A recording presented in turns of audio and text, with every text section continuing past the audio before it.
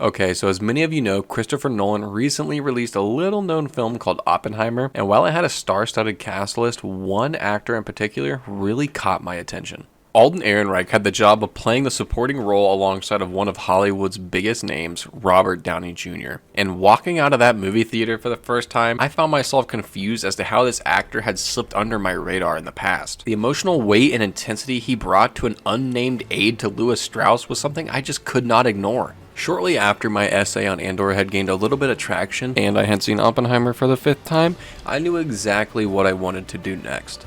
December 2017 brought what I thought was the most controversial installment to the Star Wars franchise, which wasn't the best thing for the young actor Ehrenreich, who had the difficult task of playing a young Han Solo in Solo: A Star Wars Story.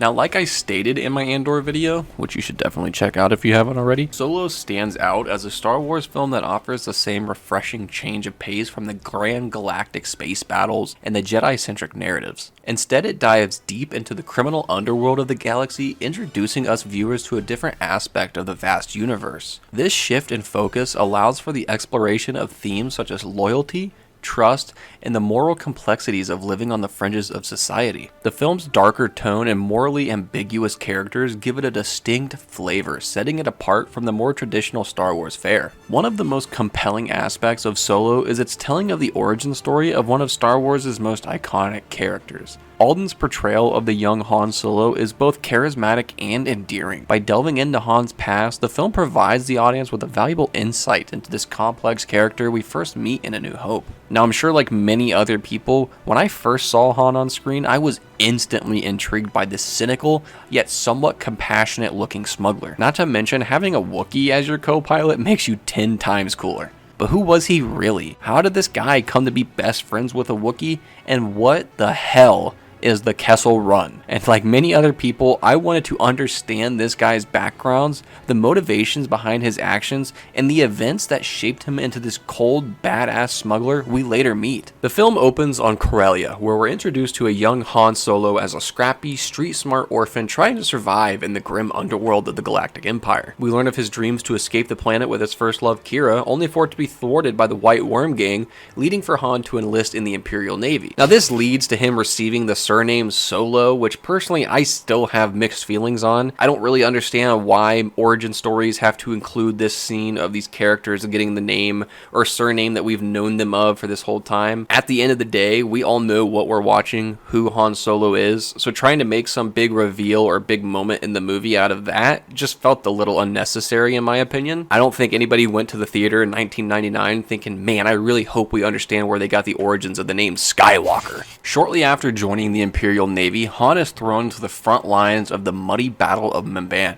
There we see him quickly question his allegiance to the Empire and the morally questionable actions of its forces. But this also acts as a bit of a turning point for the young Solo, as he recognizes the cruelty and oppression of the Imperials through finding Chewbacca as a slave, forced to live in the muddy pit like an animal, and fed deserting soldiers and enemies of the Empire. This encounter with Chewbacca ultimately leads to the beginning of their enduring friendship, which is a cornerstone of Han's character throughout the entire saga. One of the film's strengths lies within its rich cast of supporting characters, each of whom adds a sense of depth and diversity to the story. During the Battle of Mimban, Han encounters Tobias Beckett, who along with his partner Val are posing undercover as Imperial officers in an attempt to steal coaxium. Han unintentionally interferes with this plan after realizing their disguises are just a front, and Beckett, quick to recognize Han's potential and resourcefulness, sees an opportunity to recruit him for a future job, inadvertently becoming a bit of a mentor for the young Solo. This dynamic between the two really helped provide the audience with a strong emotional connection while improving Han's overall character. The addition of Kira as Han's first love interest presents a complex and intriguing character arc for Han, adding some emotional depth to the more closed-off character we see in A New Hope and Empire Strikes Back. After being separated for so many years, Her relationship with Han is further complicated by her ties to the Crimson Dawn and her very secretive nature. We witness Han struggle firsthand with the fact that the person he's been working so hard to find wasn't the same person he had left on Corellia. Their relationship really represents the theme of love amongst chaos and leaves us wondering if there could be hope for their future or if they end up on opposite sides of the galaxy. Not only do we get to meet a wide range of new and important characters, but we also get a chance to rekindle with some of the beloved names from the original trilogy.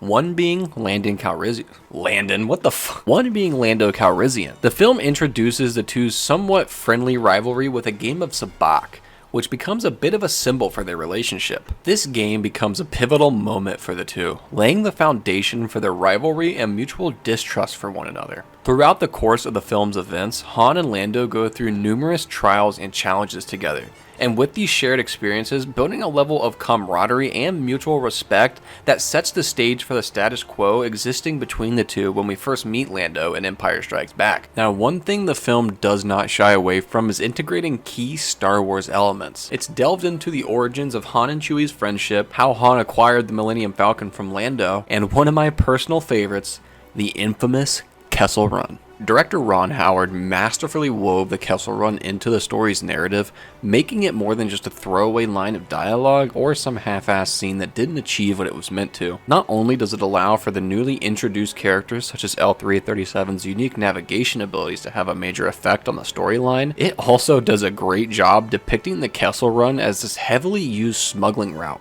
that takes the group into real space around this cluster of black holes known as the Maw, which also leads to this other area known as the Pit, that of which is a cluster of asteroids encased in a nebula arm.